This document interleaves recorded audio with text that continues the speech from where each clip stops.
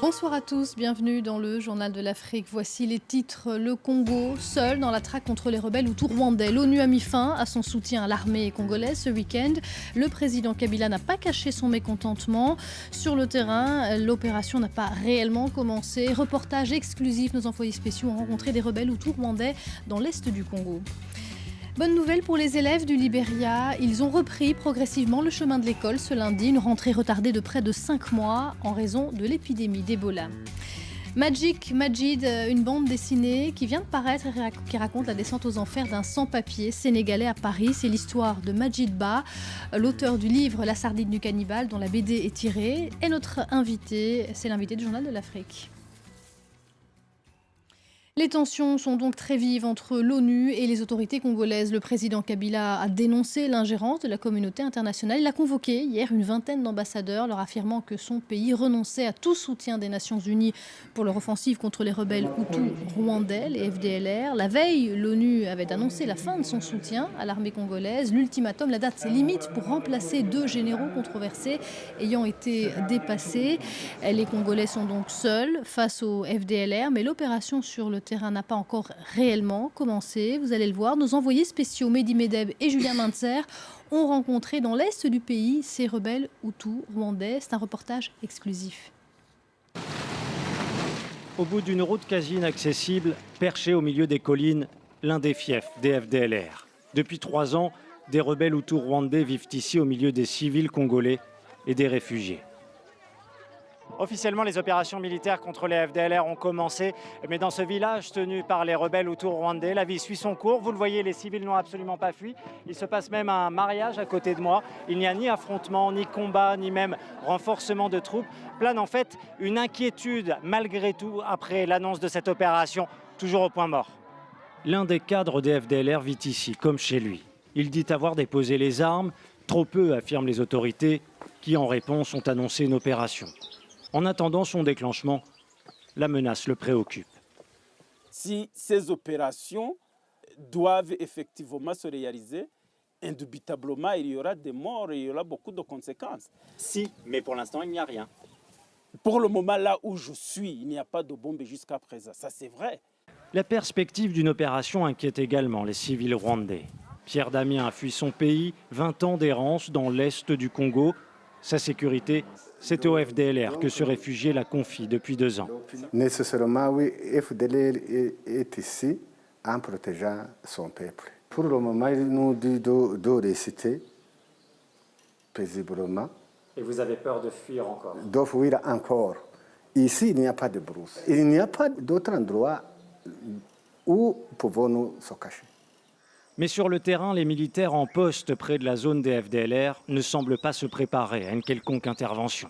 L'officier en caméra cachée avoue même que depuis 2 semaines, rien n'a bougé. Tous les tendus sont calmes. Pas de problème. Il n'y aura peut-être même pas d'opération militaire. Il n'y en a pas.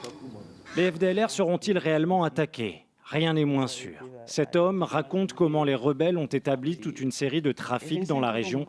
Parfois, ils collaborent même avec des militaires congolais. La FARDC en question n'entre pas dans la forêt pour couper les arbres, mais elle facilite les FDLR pour aller vendre leurs produits finis, la braise et le planche. Déjà, quand les FDLR vendent, ils remettent un pourcentage de leurs bénéfices à l'armée congolaise. L'offensive se fait attendre. Et pour compliquer la donne, Kinshasa et l'ONU stoppent leur collaboration. En cause, 2 généraux congolais accusés de graves violations des droits de l'homme. L'ONU demande leur suspension. Kinshasa refuse, au nom de sa souveraineté. 50 milliards de francs CFA pour soutenir l'effort de guerre contre Boko Haram. C'est la demande des 6 chefs d'État d'Afrique centrale qui se sont réunis aujourd'hui à Yaoundé. Un sommet extraordinaire de la CEAC destiné à développer une stratégie pour éradiquer le groupe islamiste nigérian. Le 7 février dernier, les pays de la région s'étaient déjà réunis à Yaoundé et s'étaient engagés à mobiliser 8700 hommes dans une force multinationale de lutte contre Boko Haram. Près de 160 personnes soupçonnées d'appartenir à Boko Haram ont été arrêtées dans le sud du Niger, dans la zone de Difa tout d'abord, une région placée sous état d'urgence après de multiples attaques du groupe islamiste qui ont fait de nombreux blessés. Les forces de l'ordre ont mené des perquisitions dans cette zone. Et puis des dizaines d'arrestations également près de Zinder qui accueille des milliers de déplacés de Difa. Le gouverneur précise qu'il s'agit pour le moment de suspects qui ont été pris en charge par la cellule antiterroriste de Niamey. Écoutez le gouverneur de Zinder. Nous avions eu 2 vagues d'interpellations à Zinder. Nous pensions avoir démantelé des réseaux à Zinder. C'est des interceptions de communication, c'est des paniques provoquées par nos patrouilles qui nous ont permis de faire des vérifications et de saisir, ou en tout cas d'interpeller des gens qui sont des membres actifs de Boko Haram, ou quelquefois ce sont des cellules dormantes à Zinder même. La rentrée des classes enfin au Libéria. Rarement des écoliers, des professeurs l'auront attendu aussi longtemps, près de 5 mois, en cause bien sûr l'épidémie d'Ebola qui a fait des milliers de morts dans le pays. Mais les élèves ont pu reprendre progressivement dès aujourd'hui le chemin de l'école. Le récit de Nicolas Germain.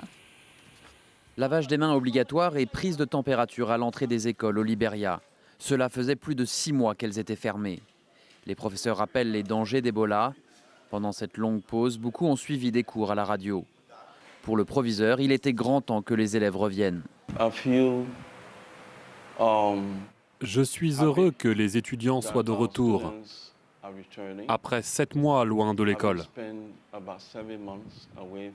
certains s'étaient éloignés du droit chemin. Dans cette autre école de Monrovia, les élèves ne sont pas prêts d'oublier les ravages du virus Ebola. C'était terrifiant. On entendait tout le temps les ambulances. Les gens mouraient, nos proches, nos amis. C'était atroce. Quand il y avait Ebola, c'était terrible. Nous avons même perdu M. Selton, notre professeur d'anglais. Le Libéria a été le pays le plus touché par Ebola. Le virus a tué près de 4000 personnes dans ce pays de 4 millions d'habitants. Fermer les écoles pendant 6 mois a été l'une des mesures qui ont permis de lutter efficacement contre Ebola. La première semaine de février, le Libéria n'a enregistré que 3 nouveaux cas.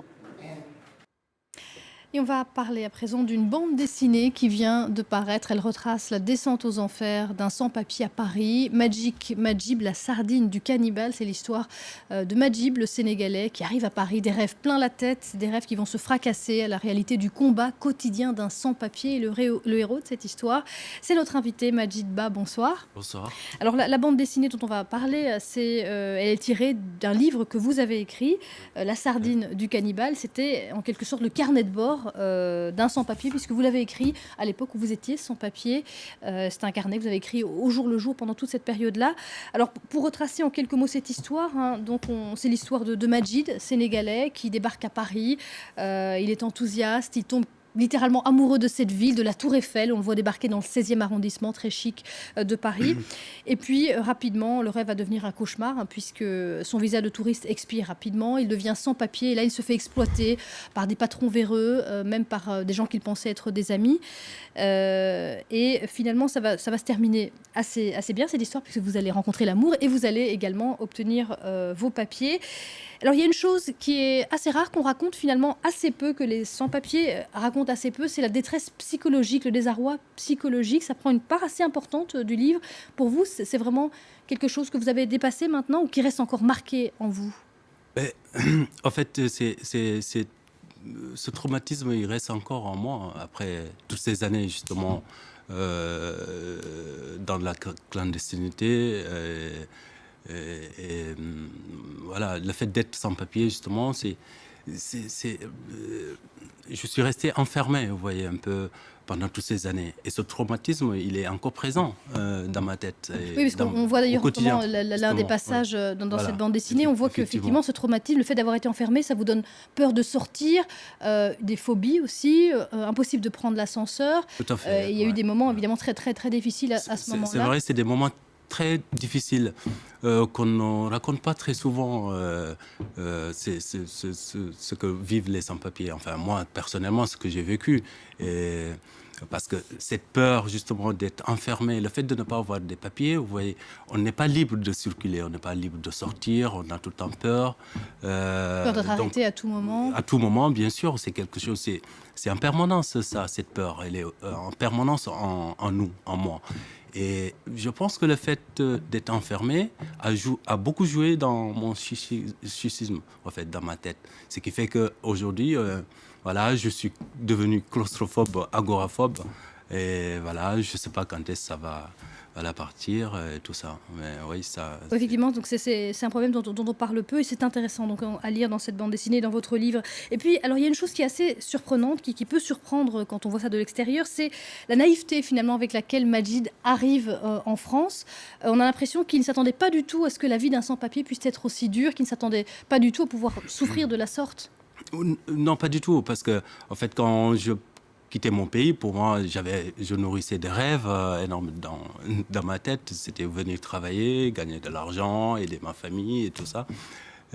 Sauf que c'est vrai que tout de suite après, j'ai été confronté par la réalité justement du terrain, par justement la souffrance, l'exploitation, par les employeurs, voilà, qui me faisaient travailler en longueur de journée, ça me payait. Donc évidemment, c'est quelque chose que... c'est pour cela, en fait, après, j'ai créé le personnage de Magic. C'est pour ça que ça s'appelle Magic, Majid. Oui. Voilà. Magic, en fait, c'est ce personnage, mon double, qui porte, justement, que j'ai fait porter toutes ces souffrances-là. Vous voyez, ces discriminations, ce racisme, que Majid, moi, le personnage principal, Majid, refusait. Vous voyez. Donc, effectivement, voilà, ces souffrances-là, c'est... Et on comprend donc que pourquoi vous avez eu besoin aussi effectivement d'écrire au quotidien ce que vous étiez tout à en train fait, de vivre. ça a été une thérapie aussi pour moi, ça, c'est le fait d'écrire au quotidien à l'époque pendant que je... Merci beaucoup Majid Ba d'être venu sur ce plateau. Merci à vous. Donc Majid, très, très intéressant, une belle BD assez émouvante également. Merci d'être venu sur ce plateau. Merci. Et merci à vous d'avoir suivi le Journal de l'Afrique. Restez avec nous, l'info continue dans un instant.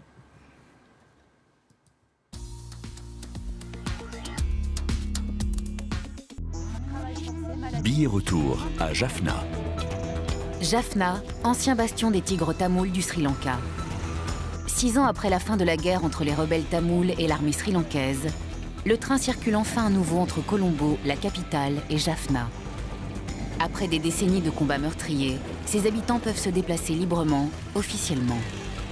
Pourtant, la ville est toujours sous contrôle de l'armée et beaucoup de Tamouls se disent discriminés par la majorité bouddhiste au pouvoir. L'ère de la réconciliation va-t-elle enfin commencer ? Billet retour à Jaffna, à voir sur France 24 et sur france24.com.